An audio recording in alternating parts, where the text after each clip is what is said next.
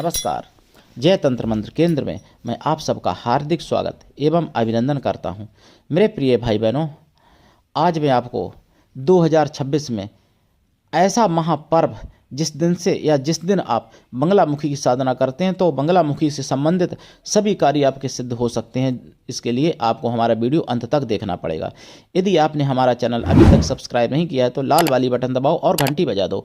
कोई शुल्क एवं चार्ज नहीं कटेगा। आप हमारे वीडियो को फेसबुक पर, व्हाट्सएप पर, ट्विटर अकाउंट के माध्यम से और इंस्टाग्राम पर अधिक से अधिक शेयर करें। लाइक और कमेंट करना भी आपका धर्म है। दुनिया में जिसका कोई नहीं मैं उसका हूँ। यदि आपको अपनों ने धोखा दिया है अथवा आपको परायों ने धोखा दिया है तो आप एक बार मुझे अवश्य आजमाएं।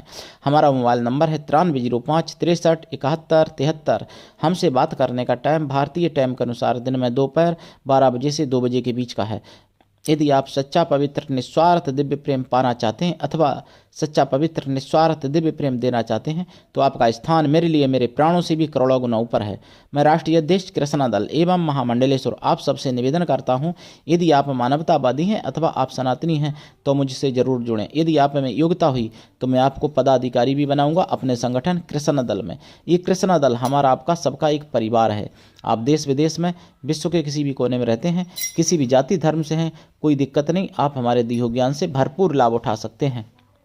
मेरे प्रिय भाई बहनों, 2026 बंगलामुखी का स्पेशल पूजा का पर्व जो तिथि के हिसाब से नहीं पड़ता।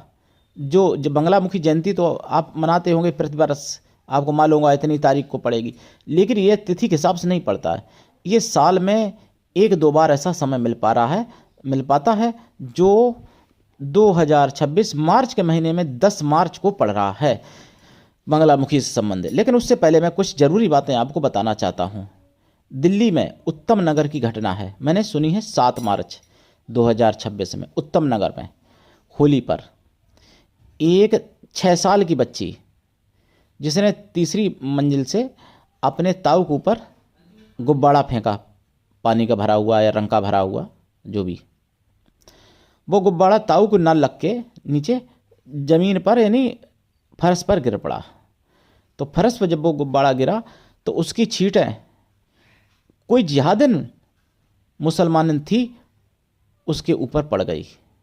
उसका नाम शायद सायरा काली है, जिन्हें कि ऐसा ही कुछ नाम है, अगर मैं भूल नहीं कर रहा हूँ तो उसका नाम सायरा उर्फ काली है। काली तो हमारे हिंदुओं में माता होती हैं भैया, इस्लाम में काली नाम कैसे रख लिया पता नहीं मुझे।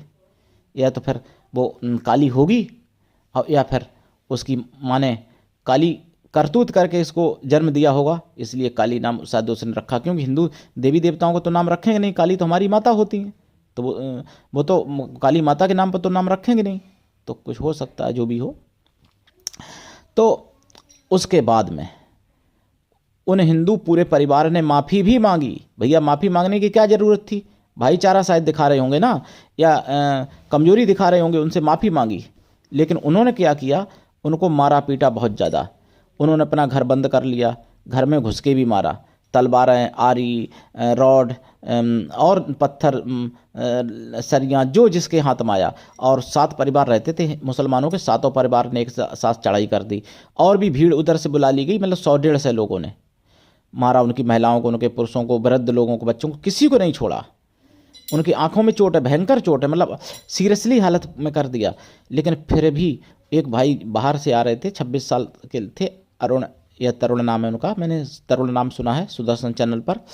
तो वो आ रहे थे बुलेट से, उनको पकड़ लिया और उनको बहुत मारा, बेरहमी से मारा। उनको मारते मारते मारते मारते इन जिहादी सुअरों ने मार डाला हिंदू दलित को। अब दलित की जो राजनीति करने वाले ठेकेदार हैं, भीम आर्मी हैं कि नीम है कि ये हैं कि वो हैं, उनसे पूछें दलित मेरे भाई बहन कि अब क्या मर गए जो अब तुम नहीं, कोई किसी ने नहीं मुंह खोला। क्योंकि मरने वाला हिंदू है, दलित है बेचारा, लेकिन हिंदू है मरने वाला, इसलिए किसी ने नहीं मुंह खोला। अगर कोई जिहादी मरा होता तो राहुल गांधी से लेकर प्रियंका गांधी तक और ना जाने कितनी वामपंथी के सभी नेता उनके पास अभी तक गए होते और सभी ने मतलब करोड़ों की मदद अभी तक कर दी होती उस परिवार को, अगर कोई जिहादी मरा होता तो। लेकिन हिंदू मरा है, दलित मरा है। दलितों से मतलब नहीं है उनको, उनको केवल दलित की राजनीति करनी है, दलित के ठेकेदार बनते हैं। लेकिन किसी ने कोई ट्वीट नहीं किया, चाहे फिर सपा बसपा कांग्रेस या फिर और वामपंथी आम आदमी जो भी हो, कोई उस परिवार से मिलने नहीं गया कि मरने वाला दलित जरूर है लेकिन हिंदू है इसलिए, और मारने वाला मुसलमान है। यही यदि किसी हिंदू में जाते दूसरे जाति से लड़ाई हुई होती बैगबड़ से या मान लो छत्री से या ब्राह्मण से या वैश्य से, तो अंतर्राष्ट्रीय खबर ये बना देती वामपंथी मीडिया भी। लेकिन इस समय कोई मीडिया वाले ने नहीं दिखाया, केवल सुदर्शन ने दिखाया। आप समझिए, अब तरुण तो मर गया, वहाँ पुलिस की भी रवैया क्या है। सुदर्शन मैंने ये भी सुना है कि अभी तक ये को गिरफ्तार नहीं हुआ, लेकिन पुलिस वाले कह रहे 7 गिरफ्तार हुए। जब 150 लोग 100-150 लोग थे तो 7 गिरफ्तार हुए, और बाकी कहाँ गए? बाकी क्या तुमने अपने घर में बुला लिया खिलाने पिलाने के लिए, बिरयानी खिलाने के लिए? क्या घर में पार्टी मनाई जा रही, इसलिए नहीं उनको गिरफ्तार किया? और 7 गिरफ्तार हुए कि नहीं हुए वो तो, क्योंकि सुदर्शन मैंने ये भी सुना है कि कोई नहीं हुआ, और सुदर्शन में सुना है 7 गिरफ्तार हुए पुलिस वाले कह रहे। और फोर्स लगा दी गई इसलिए कि कोई हिंदू उनका घर को कोई नुकसान ना पहुंचा दे, उनकी किसी भी प्रॉपर्टी का कोई नुकसान ना हो जाए, इसलिए फोर्स लगा दी गई। यहाँ तक कि जो पुलिस वाले नहीं हैं उनको भी बुला लिया गया, जैसे और विभागों से भी, और थानों की पुलिस बुलाई और विभागों से लोग बुलाए। यहाँ तक कि कुछ लोग बता रहे मिलिट्री भी लगाई दी, मिलिट्री को भी बुलाया गया, केवल इसलिए कि हिंदू लोग आक्रोशित होकर मुसलमानों की प्रॉपर्टी पर कोई नुकसान ना कर सकें, क्योंकि वो तो फरार हो गए जिहादी। और फरार हो गए, अब वो क्या पता, दिल्ली पुलिस की मैंने भ्रष्टताई बहुत देखी है, सभी की नहीं कुछ लोगों की, क्या पता कुछ पुलिस वाले ऐसे हों जो उनको खिला रहे हों अपने घर में बैठा लेके, क्योंकि पैसा मोटा पाते हैं ना, तो फिर हो सकता है खिला भी रहे हों उनको और दिखा दिया हो फरार हो गए, ऐसा भी हो सकता है। क्योंकि पुलिस वाले हमेशा, सभी नहीं मतलब कुछ पुलिस वाले हमेशा मुसलमानों को बचाना चाहते हैं और हिंदुओं को फंसाना चाहते हैं। अभी मैंने कुछ समय पहले महाराष्ट्र के बारे में आपसे चर्चा की थी, जिनको गणेश नाम के व्यक्ति थे, जिनको मतलब जान से मारने की कोशिश कर रहे थे पुलिस वाले, पूरा प्लान बना लिया था, जबकि उनके भाई भी क्राइम ब्रांच में थे, उनको सस्पेंड भी कर दिया गया था, निलंबित कर दिया गया था, मतलब सस्पेंड नहीं निलंबित, सस्पेंड तो बहाल भी हो जाता है। तो ये आप हमारा सबका यही चुप्पी का एक तो कारण है, दूसरी बात कमजोरी आप लोग दिखाते हैं, तीसरी बात आप भाईचारा अपनी तरफ से चलाना चाहते हैं, जबकि वो केवल आपको चारा समझते हैं। ये सबसे गंदा महीना होता है इनका रमजान का, जिसको ये सबसे पवित्र महीना कहते हैं। रमजान में जितनी घटनाएं होती हैं उतनी पूरी साल में घटना हो पाती हैं जितनी अकेले रमजान में हो जाती हैं। आपको बता दें ये सबसे नापाक अपवित्र गंदा महीना रमजान का होता है, ऐसे समझ लो हिंदू भाई बहनों। इसलिए नहीं अगर होता है तो ऐसा क्यों हुआ भाई? छींटे तो ही पड़ गए थे, पानी के पड़ गए या रंग के पड़ गए, 2-4 छींटे पड़ गए, उनके गुब्बारा लगा नहीं था। मान लो जैसे कोई चीज़ 3 मंजिल से नीचे गिरे पानी तो छींटे आसपास चली जाती हैं, तो भाई पड़ गए कुछ छींटे उनके पैरों वैरों पे जो भी।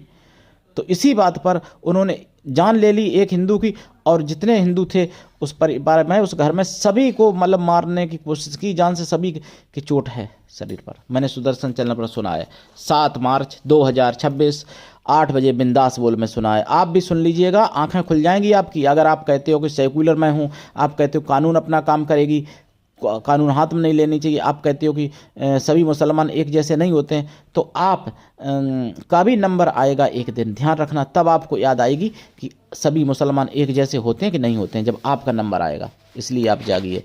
मैं बंगलामुखी की साधना के बारे में बताऊं। देखो, मंगलवार अनुराधा नक्षत्र जब पड़ता है तो बंगलामुखी का विशेष पर्व एक होता है, विशेष दिन होता है बंगलामुखी का। मंगलवार हो, अनुराधा नक्षत्र हो, हालांकि शाम को तो ज्येष्ठा लग जाएगा 10 मार्च को, लेकिन दिन में अनुराधा मंगलवार रहेगा।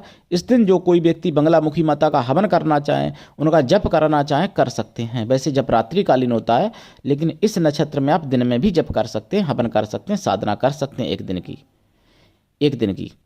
और अगर आप चाहें उस दिन से साधना प्रारंभ करना तो देखो, दिन में भी साधना करें और रात में भी करें, तभी तो प्रारंभ करेंगे, क्योंकि साधना इनकी रात्रिकालीन होती है। साधना काल में ब्रह्मचर्य व्रत, एक टाइम भोजन, भूमि शयन परम आवश्यक होता है।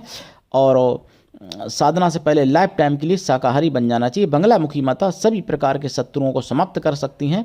अगर आप बंगलामुखी की साधना कर लें सारे हिंदू भाई बहन, तो फिर आपको कोई जिहादी या कोई ईसाई परेशान नहीं कर पाएगा, ये गारंटी है। लेकिन कर लें तब तो सो नहीं रील में दीवाने रहेंगे, मोबाइल देखने में दीवाने रहेंगे, या फिर इधर उधर और चीज़ों में, लेकिन वहाँ तो सीधा पढ़ाया जाता है, वहाँ बचपन से ही पढ़ाया जाता है, इसलिए वो ऐसा करते हैं। हिंदुओं के प्रति उनके मन में नफरत बचपन से भरी जाती है, और आपको सेकुलर भांग का नशा चटा दिया जाता है, जो कि आप हमेशा सेकुलर बने रहें और उनका प्रतिकार न करें। पुलिस वाले बचाने की कोशिश करते हैं, जब हिंदू मुस्लिम की कोई लड़ाई होती है, मुस्लिम मारते हिंदू मरते हैं, तब पुलिस वाले दिखाते हैं कि इनकी पहले से रंजिश थी, जबकि उस परिवार से पहले से कोई रंजित नहीं थी। जो उत्तम नगर में हुआ है तरुण के परिवार के साथ, एक दूसरे के पड़ोसी थे, कभी कोई रंजिश नहीं थी। उल्टा वो हिंदू लोग उनकी मदद और करते थे मुसलमानों की, और उन्हीं ने उनकी जान ले ली। तो बंगलामुखी की साधना देखो पीले आसन पर करनी चाहिए, इसमें हल्दी की माला से जाप करना चाहिए, या फिर पीला हकीक या फिर रुद्राक्ष भी कर सकते हो।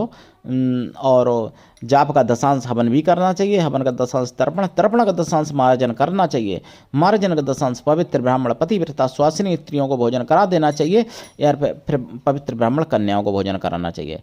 कन्या या स्त्रियां किसी भी जाति वर्ग की हों भोजन कराने के लिए, लेकिन मन से तन से पवित्रों एवं शुद्ध शाकाहारी हों।